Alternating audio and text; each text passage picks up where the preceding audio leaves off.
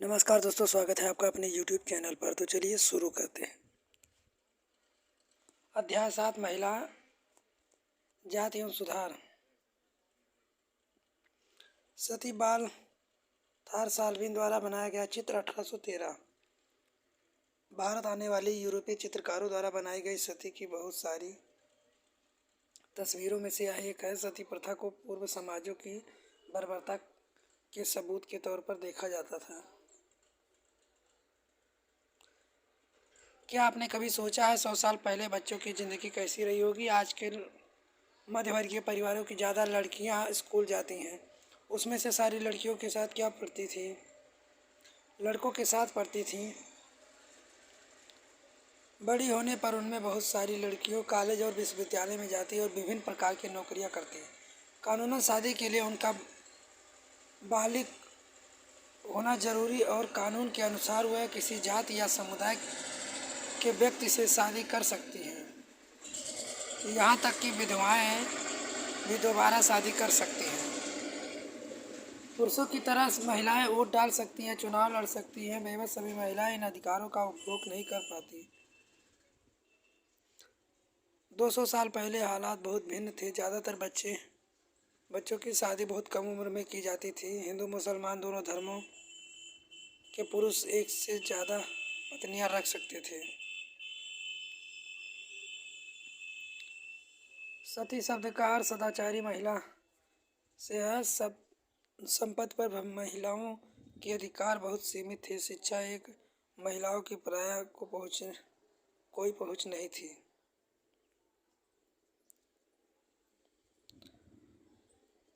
गतिविधि। क्या आप बता सकते हैं कि अगर किताबें, समाचार पत्र और पर्चे आदि छपने की तकनीक नहीं हो, उस समय सामाजिक राजनीतिक रीति रिवाजों और व्यवहारों के बारे में किस तरह चर्चा चलती होगी?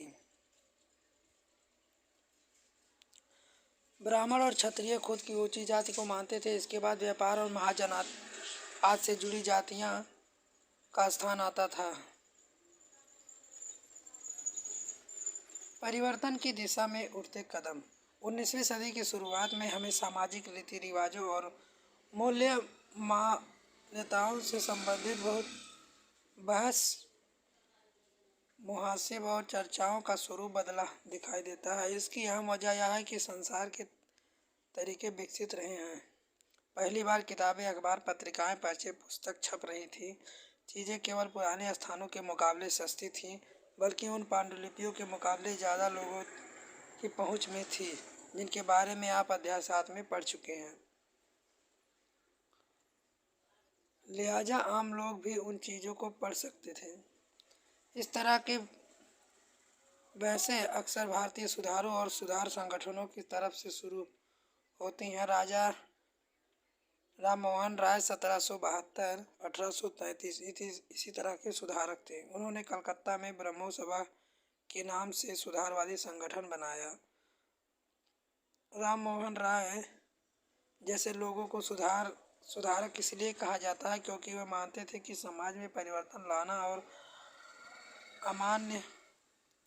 अन्यायपूर्ण तौर तरीके से छुटकारा पाना जरूरी है। अन्यायपूर्ण।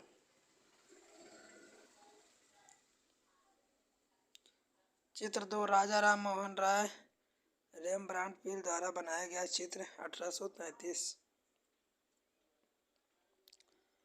चित्र 3, कुंडों पर झूलते त्यौहार। इस तरह के लोकप्रिय त्योहारों में भक्त पारंपरिक अनुष्ठान के तहत अजीब तरह से कष्ट सहने का अभ्यास करते थे।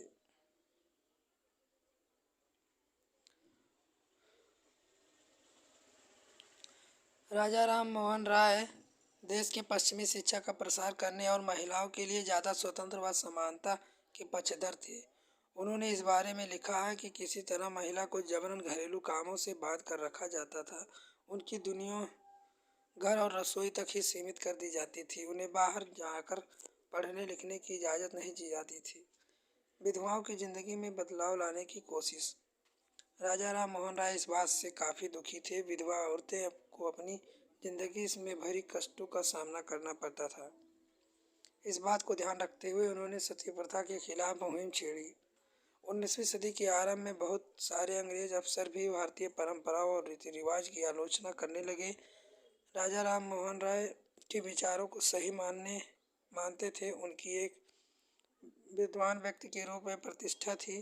फलस्वरूप 1829 में सती प्रथा पाबंदी लगा दी गई।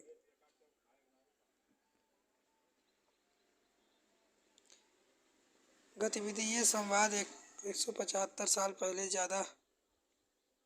पहले के हैं। अपने भी आसपास महिलाओं महत्व क्षमताओं के बारे में तरह तरह के तर्क सुने होंगे। उन्हें लिखें, देखें कि तब और अब की दलीलों में क्या फ़र्क आया। पहले हम उन्हें लकड़ियों में बांध देते हैं। राजा राम मोहन राय अपने विचार प्रसार करने के लिए बहुत सारे पर्चे लिखे। इनमें से कुछ पर्चे किसी खास रीति रिवाज समर्थक आलोचकों के बीच बहस के रूप में लिखे गए थे। सती प्रथा के बारे में इसी तरह का उदाहरण: सती सार्थक, सती विरोधी। चित्र 4, स्वामी दयानंद सरस्वती।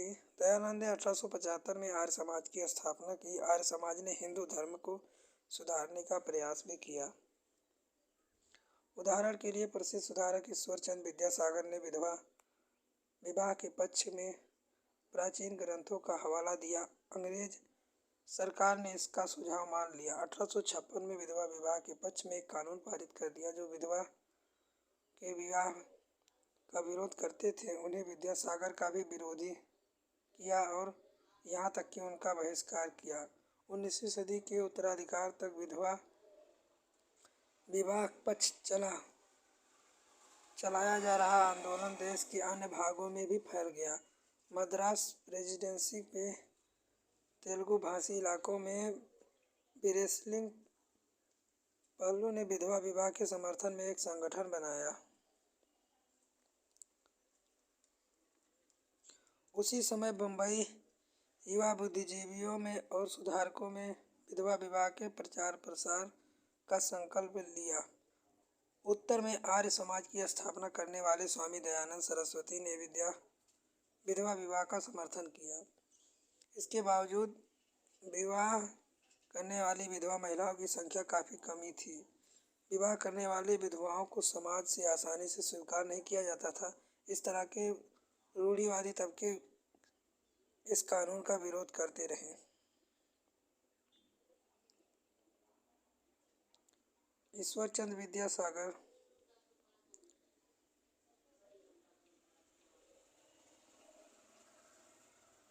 हिंदू विश्वविद्यालय की छात्राएं 1875। 19वीं सदी में जब लड़कियों के लिए स्कूल खोले गए, आमतौर पर माना जाता था लड़कियों की पढ़ाई लिखाई लड़कों की पढ़ाई लिखाई से कम सख्त होनी चाहिए। हिंदू महिला विद्यालय ऐसे शुरुआती संस्थानों में से था जहां वही शिक्षा दी जाती थी जो उस समय लड़कों को दी जा रही थी। लड़कियां स्कूल जाने लगीं। कलकत्ता और विद्यासागर और मुंबई में बहुत सारे अन्य सुधारकों ने लड़कियों के स्कूल खोले। 19वीं सदी के मध्य जब इस तरह के प्रारंभिक स्कूल खोले तो लोग उनसे डरते थे। लोगों को भय था कि स्कूल वाले लड़कियों को घर से निकाल ले जाएंगे और उन्हें घरेलू कामकाज नहीं करने देंगे। फलस्वरूप 19वीं सदी के पढ़ने लिखने वाली ज़्यादातर महिलाओं को उनके उदार विचारों वाले पिता या पति की देखरेख में घर पर ही पढ़ाया जाता रहा। कई महिलाओं ने बिना किसी की मदद के खुद ही पढ़ना लिखना सीख लिया।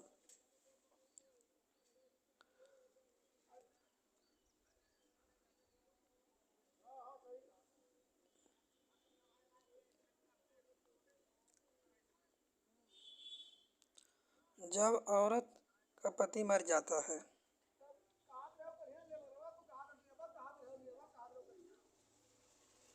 पंडिता रामाबाई 1880 के दशक में आते आते भारतीय महिला विश्वविद्यालय में प्रवेश करने लगी। उसमें से कुछ चिकित्सक और कुछ शिक्षक बन गई। बहुत सारी महिलाएं लिखने लगीं और समाज में महिलाओं की स्थिति पर अपने आलोचनात्मक विचार प्रकाशित किए। पूना में घर पर ही रहकर शिक्षा प्राप्त करने वाली ताराबाई शिंदे ने स्त्री पुरुष तुलना नाम से एक किताब प्रकाशित की, जिसमें पुरुषों और महिलाओं के बीच मौजूदा सामाजिक फर्कों की आलोचना की। जाहिर है कि इन सब बातों से रूढ़िवादी खेमे के लोग काफ़ी अलग आग बबूला हुए। उदाहरण के लिए बहुत सारे हिंदू राष्ट्रवादियों को लगने लगा कि हिंदू महिलाएं पश्चिम तौर तरीके अपना रही हैं, जिससे हिंदू संस्कृति भ्रष्ट हो रही और पारिवारिक संकट नष्ट हो जाएंगे। जैसे कि आप देख सकते हैं, 19वीं सदी की आखिर तक हिंदू महिलाएं भी सुधारों के लिए बढ़-चढ़ का प्रयास करने लगी। उन्होंने किताबें लिखी, पत्रिकाएं लिखी, स्कूल, प्रशिक्षण केंद्र खोले तथा महिलाओं को संगठित किया।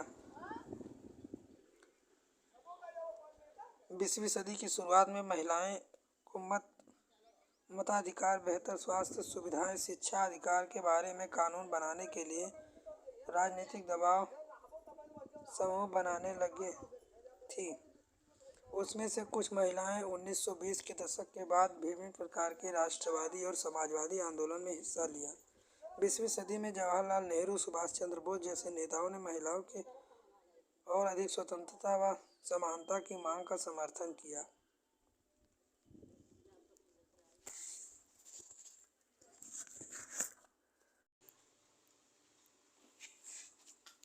बाल विवाह के विरुद्ध कानून। महिला संगठनों के विकास तथा इन मुद्दों पर हो रहे लेखन की वजह से सुधारों के पक्ष में आवाज़ और मजबूत हुई। लोग बाल विवाह जैसी स्थापित परंपराओं को चुनौती देने लगे। 1929 बाल विवाह निषेध अधिनियम पारित किया गया। इस कानून के बारे में वैसी कड़वी बहसें संघर्ष में नहीं हुई जैसी पुरानी सुधारवादी कानूनों के बारे में हुए थे। इन कानूनों के अनुसार 18 साल से कम उम्र के लड़के, 16 साल से कम उम्र की लड़की की शादी नहीं की जा सकती। इस उम्र बढ़ाकर क्रमशः 21 साल व 18 साल कर दी गई। चित्र 8 साल की दुल्हन। यह 20वीं शताब्दी की शुरुआत में एक बाल वधू का चित्र। क्या आपको पता है आज की हमारे 20 वर्ष से ज़्यादा लड़कियों की शादी 18 साल से पहले की जाती है। जाति और समाज सुधारक। हमने अभी जिन समाज सुधारकों का जिक्र किया, उनमें से कई जातीय गैर बराबरी के विरोधी थे।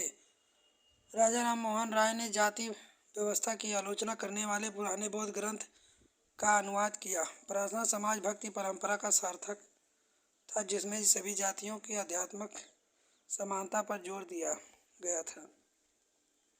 कई लोग ऐसे जो जात आधारित समाज व्यवस्था में होने वाले अन्याय के विरुद्ध थे। 19वीं सदी में ईसा मसीह प्रचार आदिवासी समुदाय और निचली जातियों के बच्चों के लिए स्कूल खोलने लगे थे। इस प्रकार इन बच्चों की बदलती दुनिया में अपना रास्ता ढूंढने के नए साधन मिलने लगे। उसी समय बहुत सारे गरीब लोग शहरों से निकल रहे थे। कई नौकरियों की तलाश थी, गांव छोड़ रहे थे। नए कारखाने और नगर पालिकाओं में नई नौकरियों की निकल रही थी। कल्पना कीजिए इसमें मजदूर की कितनी मांग पैदा हुई होगी। शहरों में नालियां बनाई गई, सड़कें बिछाई गई, इमारतें का निर्माण होना था, शहरों के लिए साफ किया जाना था। इसके लिए कुलिया खुदाई, बोझ ढोने, ईंट बनाने वाले, नालियां साफ करने वाले, सफाई कर्मी, पानी ढोने, रिक्शा चलाने वाले की ज़रूरत पड़ती थी। यह श्रम कहाँ से आया? इन कामों को संभालने के लिए गांव और छोटे कस्बों के गरीब शहरों की तरफ जाने लगे, जहां मजदूरी की मांग पैदा हुई। शहर में जाने वाले बहुत सारे निम्न जातियों के लोग थे।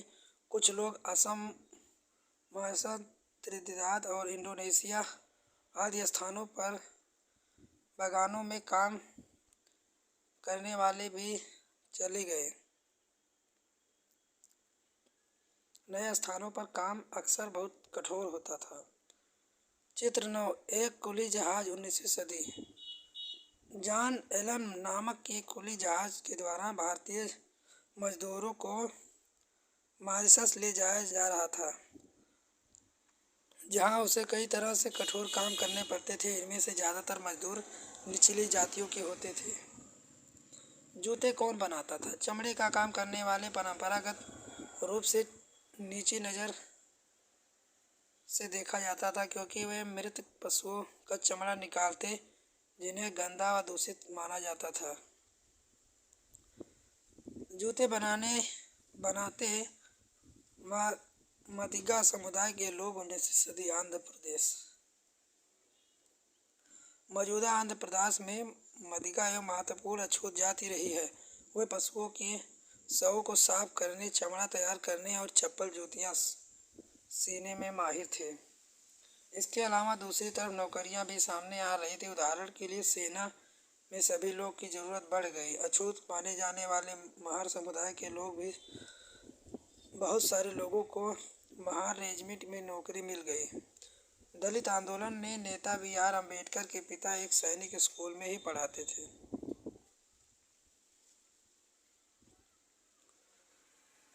कक्षा में जगह नहीं। बम्बई प्रेसिडेंसी में 1829 में भी अछूतों को सरकारी स्कूलों में घुसने नहीं दिया जाता था। जब उन्हें इस अधिकार के लिए सख्ती से आवाज़ उठाई तो उन्हें कक्षा के बाहर बरामदे में बैठा कर सबके सामने सुनाने की इजाज़त दे दी, ताकि कमरे को दूषित ना कर सके जहां ऊंची जाति के लड़कों को पढ़ाया जाता था। गतिविधि: कल्पना कीजिए आप स्कूल के बरामदे में बैठकर कक्षा में पढ़ाए जा रहे सब सुन रहे हैं। तब आपके दिमाग में किस तरह के सवाल पैदा होंगे? कुछ लोग को लगता था कि अछूतों को शिक्षा से पूरी तरह वंचित करने के मुकाबले यह स्थिति फिर भी बेहतर थी। क्या आप इस राय से सहमत हैं? श्री नारायण गुरु। चित्र 11। गुजरात के दुबला समुदाय के लोग बाजार के लिए आम ढोकर ले जा रहे हैं। दुबला मजदूर स्वर्ण जमींदारों के पास मजदूरी करते थे, उनके खेत संभालते थे और जमींदार के घर और उनमें तमाम छोटे बड़े काम करते थे। समानता और न्याय की मांग। 19वीं सदी के दूसरे हिस्से में तक गैर ब्राह्मण जातियों के भीतर से भी लोग जातीय भेदभाव के खिलाफ आवाज़ उठाने लगे। उन्होंने सामाजिक समानता और न्याय की मांग करते हुए आंदोलन शुरू किया। ओरू जात और देव मनुष्य समान, मानवता की ये जाति, एक धर्म, एक ईश्वर, इन सभी पंथों के साथ ऐसे लोगों ने की थी जो गैर ब्राह्मण जातियों में से थे और उनके बीच ही काम करते थे। उन्होंने उन आदतों और तौर तरीकों को बदलने का प्रयास किया जो प्रभुत्वशाली जातियों का अपमान करने के लिए उकसाती थीं। उन्होंने उदीन जातियों में स्वाभिभाजन भाव पैदा करने का प्रयास किया।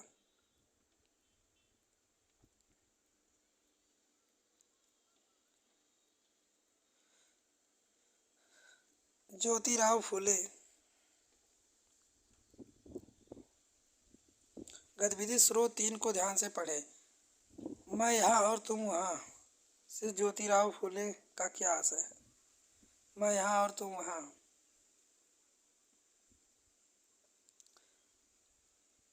गुलामगिरी। निम्न जाति नेताओं में ज्योतिराव फूले सबसे मुखर नेताओं में से थे। 1827 में जन्मे ज्योतिराव फूले ने ईसाई प्रचारकों द्वारा खोले गए कानूनों की शिक्षा पढ़ाई की। बड़े पैमाने पर उन्होंने जाति आधारित समाज में फैले अन्याय के बारे में अपने विचार व्यक्त किए। उन्होंने ब्राह्मण के इस दावे पर खुलकर हमला किया कि आर्य होने के कारण वह औरों से श्रेष्ठ है। फूले के अनुसार ऊंची जातियों का उनकी जमीन और सत्ता पर कोई अधिकार नहीं है। यह धरती यहाँ के देसी लोगों की है, कथित निम्न जाति के लोगों की। फूले ने दावा किया आर्यों के शासन से पहले यहाँ स्वर्ण युग था। तब योद्धा किसान जमीन जोतते थे और मराठा देहात पर न्याय और निष्पक्ष तरीके से शासन करते थे। उन्होंने सुझाव दिया कि शूद्रों और अतिशूद्रों को जातीय भेदभाव खत्म करने संगठित होना चाहिए। फूले द्वारा स्थापित किए गए सत्य शोधक समाज नामक संगठन जातीय समानता के समर्थन में मुहिम चलाई। 1876 में फूले गुलामगिरी नामक एक किताब लिखी। इसमें लगभग 10 साल पहले अमेरिका गृह युद्ध हो चुका था, जिससे फलस्वरूप अमेरिका में दास प्रथा खत्म कर दी गई थी। हम भी इंसान हैं। 1927 में अम्बेडकर ने कहा था। चित्र 14 मुंदेर मंदिर प्रवेश द्वार थॉमस डेनियल द्वारा बनाया गया चित्र 1992। मध्य प्रदेश आंदोलन से पहले अछूतों को इस तरह प्रवेश द्वारों से आसपास भी भटकने नहीं दिया जाता था। जैसा कि उदाहरण से पता चलता है, फूले ने जाति व्यवस्था की अपनी आलोचना को सभी प्रकार से गैर बराबरी से जोड़ दिया। वहाँ उच्च जाति महिलाओं की दुर्दशा, मजदूरों की मुसीबतों और निम्न जातियों के अपमानपूर्ण हालात के बारे में गहरे तौर पर चिंतित थे।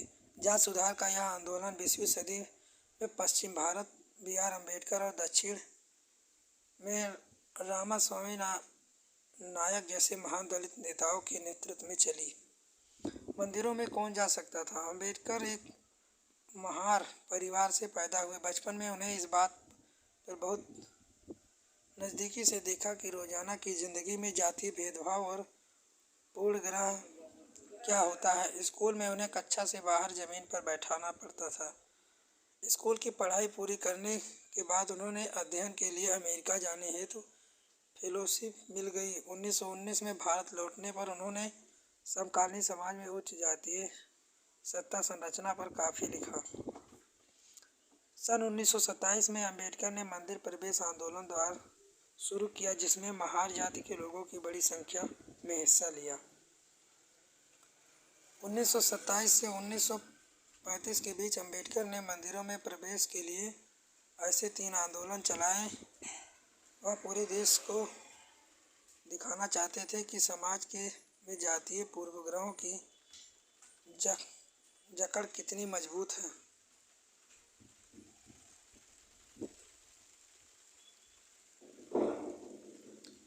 इसी रामास्वामी नारायण महिलाओं के बारे में पेरियार गतिविधि। आज भी जाति इतना विवादित मुद्दा क्यों बनी हुई है? औपनिवेशिक काल में जाति के विरुद्ध सबसे महत्वपूर्ण आंदोलन कौन सा था?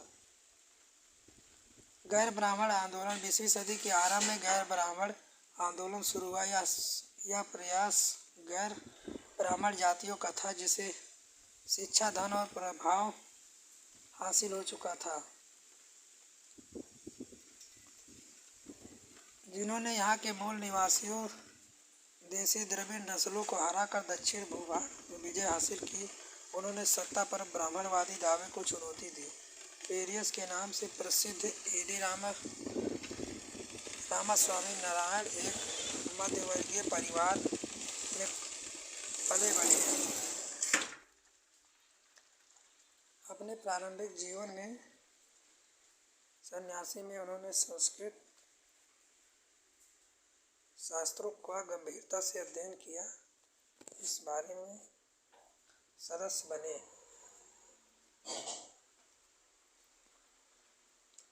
उनका कहना था कि मूल तमिल द्रविड़ संस्कृत के असली वाहक अछूत ही हैं, जिन्होंने ब्राह्मणों ने अपने अधीन कर लिया। उनका मानना था कि कवि, धार्मिक नेता, मुखिया सामाजिक विद्वानों विभाजनों और असमानताओं को ईश्वर प्रदत्त मानते थे।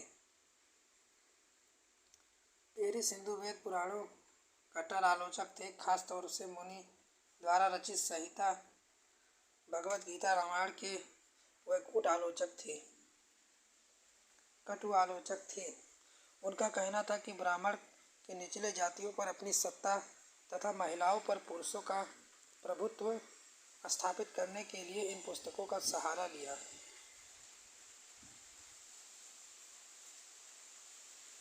सुधारों के लिए संगठित होना चाहिए। केशव चंद्र सेन ब्राह्मण समाज के मुख्य नेता में से एक थे। हेनरी डेरोजियो, स्वामी विवेकानंद, सैयद अहमद खां ब्रह्म समाज इंडोरियस यंग बंगाल, रामकृष्ण मिशन और विवेकानंद, प्रार्थना समाज, वैश्य समाज, अलीगढ़ आंदोलन।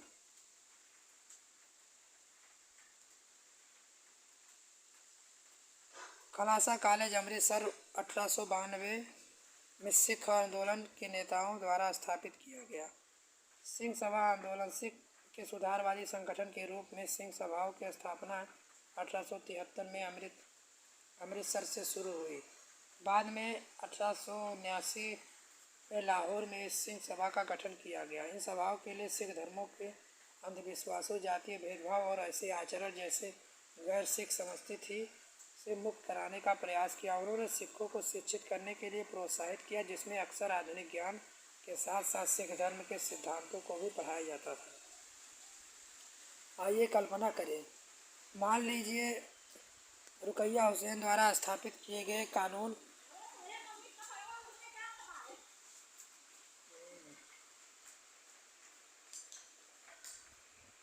निम्नलिखित स्रोतों के लिए सामाजिक विचारों का समर्थन कीजिए।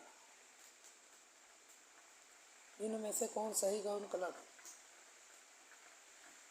आइए विचार करें। प्राचीन ग्रंथों में के ज्ञान से सुधारकों को ये नए कानून बनाने में किस तरह मदद मिली? लड़कियों को स्कूल ना भेजने के पीछे लोग के पास कौन से कारण होते थे? ईसाई प्रचारकों के लिए बहुत सारे लोग क्या आंदोलन करते थे?